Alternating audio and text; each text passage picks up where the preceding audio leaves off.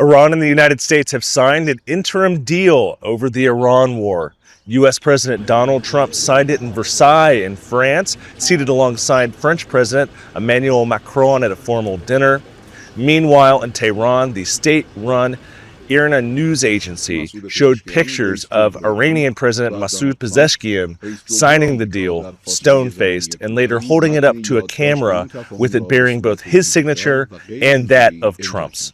Now, this deal appears to call for the immediate reopening of the Strait of Hormuz, the narrow mouth of the Persian Gulf through which about a fifth of all oil and natural gas passed before the Iran war began back in February. It also sets in motion a 60-day window for the two countries to negotiate over Iran's nuclear program. This was one of the reasons that Trump, Israel, and others cited for launching the war on Iran.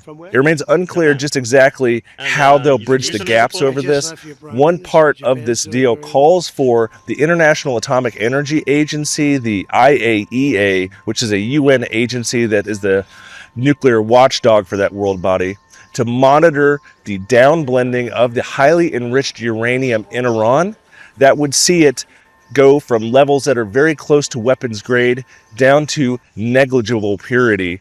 Now, Iran, for its part, has been insisting that it would hold on to its nuclear stockpile. President Trump had said that he wanted to see that stockpile removed, so it remains unclear how they're going to bridge that gap. There's also questions about Iran's nuclear centrifuges and other parts of the program, which remained destroyed after the war and after U.S. bombings that happened last year.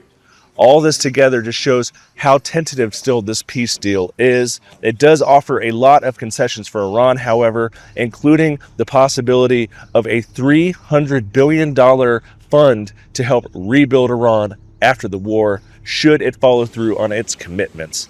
Meanwhile, there's also questions over whether or not Iran would charge ships for going through the Strait of Hormuz. There's only a narrow window in this accord for ships to move out without being charged.